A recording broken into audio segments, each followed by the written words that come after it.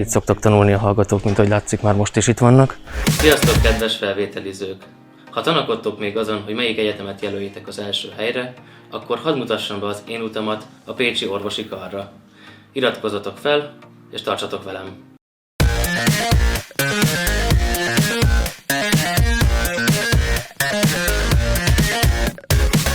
Általános iskola után felvettek a gimnáziumba, ahol jelentkeztem az orvosis modulra, ami a Biosz és Kémia Fakt előkészítője volt.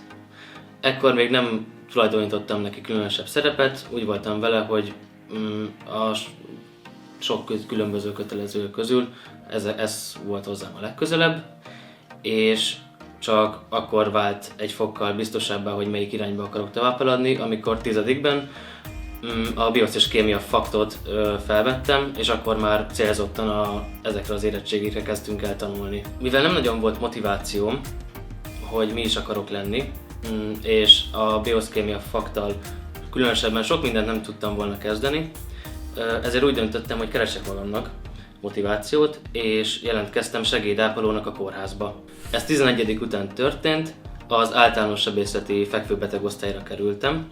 Akkor még olyan ambíciókkal mentem oda, hogy én majd fogorvos szeretnék lenni.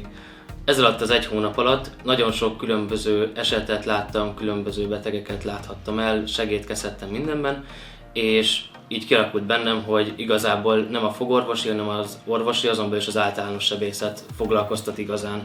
12-ben egyre sürgetőbbé vált, hogy beadjam a felvételi jelentkezésemet, és a meglévő Biosz Kémia Faktok miatt ezekre a tárgyakra is adtam be az emelt érettségit, ami sok plusz terhet jelentett. Az érettségire úgy mentem el, hogy nem voltam teljesen felkészülve, és ennek köszönhetően abban az évben nem is nyertem felvételt sehova. Az érettségit követően már volt annyi motivációm, hogy leüljek végre a fenekemre, és úgy készüljek fel az következő érettségire, mint ahogy szerettem volna. Ebben a plusz évben összesen 3 pótérettségit csináltam, de ez elég volt arra, hogy a következő tanévre már be tudja kerülni az orvosi karra, és elkezdhessem az első fél évemet. Jut eszembe, amióta kitört a koronavírus járvány, azóta én is önkéntes tevékenységet végzek, és az intenzív terápiás osztályon tudok segédkezni, és ez hatással volt természetesen rám is, így már a vágyam leginkább az, hogy aneszteziológus lehessek. De most nézzük meg magát, az orvosi kart. Megérkeztünk, most pedig gyertek, nézzünk körül! Gyertek, most lerakom a cuccaimat az öltözőszekrényekbe. Ez itt a én öltözőm, de mindenki évelején kap egy sajátot, főleg az első 2 évfolyamban, és ott a folyosó végén pedig ott van az uszoda.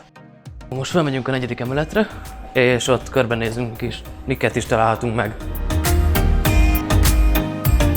Jó napot!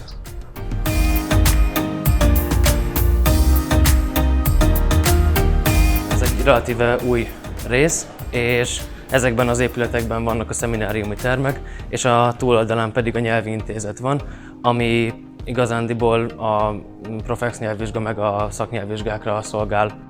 Bár be vagyok oltva, de felveszem itt is a maszkomat, mert most azért nagyon sok az ember.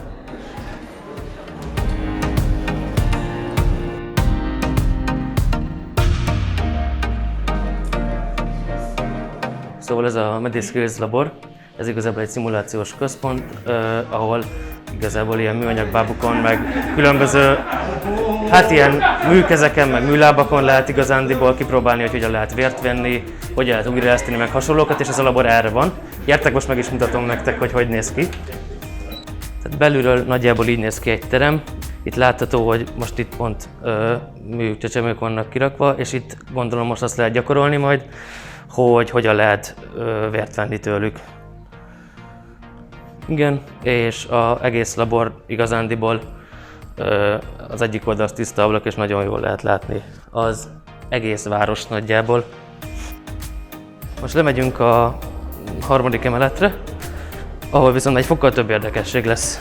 Szóval általában normális időszakban itt szokott a legnagyobb tömeg lenni, meg a mögöttem látható helységben, mert az az egyetemnek a könyvtára, és ez egy ilyen 150-200 főt elbíró könyvtár, és ez vizsgaidőszakban is, meg amúgy is általában teljesen tele van.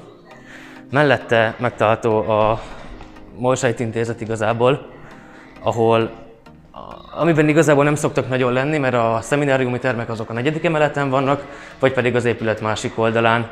De ezen kívül még itt is csak szekrények vannak, viszont akár ha valaki eldugottabb helyen akar tanulni, akkor itt is megteheti. A 2. emeleten szintén van 2 nagy intézet, ami közül egyébként az egyik valószínűleg az új épületbe fog majd költözni.